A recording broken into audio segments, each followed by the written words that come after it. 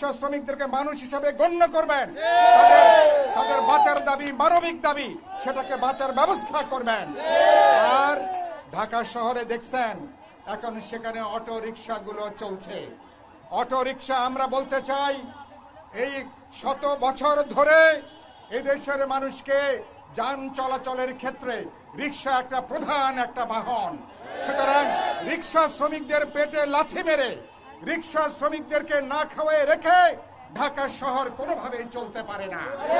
সুতরাং রিক্সা শ্রমিকদের বাঁচার দাবি, অটো রিক্সাগুলো যাবে দেশের কোন কোন অঞ্চলে যাবে, অন্তর্বর্তী এটাকে কি আপনারা বন্ধ করবেন নাকি কোথায় কোথায় কিভাবে নেবেন সেটা অন্তর্বর্তী সরকারকে বলতে চাই। আমার রিক্সা শ্রমিক সংগঠনের নেতৃবৃন্দের সাথে বৈঠক করেন, তাদের সঙ্গে আলোচনা করেন, তাদের সাথে কথা বলেন। সুতরাং সেখানে তারাও শ্রমজীবী মানুষ, সন্দেহ নাই। আমরা চাই না যে তাদেরও পেটে লাথি পড়ুক, কিন্তু আমার সাধারণ যে রিক্সা শ্রমিক তাদেরকে না খাওয়াই রেখে, তাদেরকে অভুক্ত রেখে, তাদেরকে লাথি মেরে পেটে আমরা কোনো কিছু বরদাস্ত করব না। আলোচনা করেন, কথা বলেন রিক্সা শ্রমিক নেতৃবৃন্দের সাথে। অন্তর্বর্তী সরকারকে বলতে চাই, যারা যোগাযোগের দায়িত্বে আছেন, পরিবহনের দায়িত্বে আছেন, অবিলম্বে রিক্সা শ্রমিক নেতৃবৃন্দকে আপনারা ডাকেন, তাদের সঙ্গে পরামর্শ করেন, তাদের সঙ্গে মত বিনিময় করেন, তাদের কথাটা শোনেন। রিক্সা শ্রমিকরা কিভাবে বাঁচবে, ঢাকা শহর কিভাবে রিক্সা শ্রমিকদের জন্য উন্মুক্ত হবে পরামর্শ করেন, একটা বিজ্ঞানসম্মত ব্যবস্থা করেন।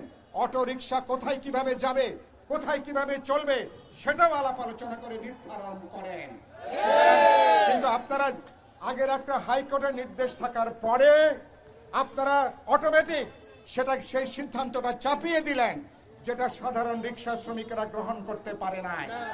সেজন্য বলতে চাই, আমি যেটা কথা বলবো, অন্তর্বর্তী সরকার, আমরা বলছি না, আমার শ্রমিক নেতৃবৃন্দকে ডাকেন, তাদের যৌক্তিক পরামর্শ আছে, তাদের বিভিন্ন সাজেশন আছে, সেগুলো শোনেন, তাদের সঙ্গে মত বিনিময় করেন, পরামর্শ করেন। শুধু ঢাকা শহর নয়, সারা দেশে রিক্সা শ্রমিকরা যেন মানুষের মর্যাদা নিয়ে যেন বসবাস করতে পারে, অধিকার নিয়ে, সম্মান নিয়ে, তার ব্যবস্থা করেন। আর যেটা বলে শেষ করব, রিক্সা হচ্ছে পরিবেশ বান্ধব যানবাহন।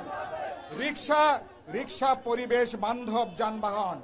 এই সরকার পরিবেশের কথা বলেন, আপনারা রিক্সা হচ্ছে সারা দুনিয়াতে অনেক সভ্য দেশের শহরের পাশাপাশি আমরা দেখছি আধুনিক অনেক ক্ষেত্রে রিক্সাও চলাচলের ব্যবস্থা করেছে।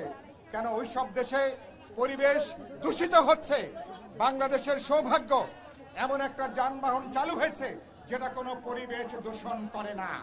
সুতরাং রিক্সাকে কিভাবে আধুনিক করা যাবে, রিক্সাকে কিভাবে মানসম্মত করা যাবে, যাতে কিভাবে পরিশ্রম কম হয়, অটো নেবেন আমি বলেছি, সেটা তাদের দাবি দেওয়াগুলো শোনেন, আলোচনা করেন, রিক্সা শ্রমিকদের বাঁচার সেখানে ব্যবস্থা করেন। আমরা সরকারকে আগামী 3টা দিন সময় মনে হয় দেওয়া দরকার। তাদেরকে 72 ঘন্টা সময় দেন। 72 ঘন্টা তারা চিন্তা করুক, বিচার বিবেচনা করুক।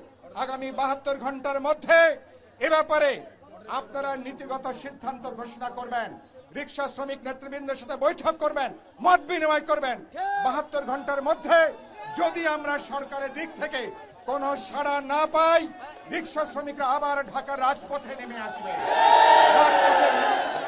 রাজপথে নেমে এসে সবাইকে ঐক্যবদ্ধ করে দরকার হলে আরো বৃহত্তর কর্মসূচি আমরা সেখানে ঘোষণা করতে বাধ্য হব।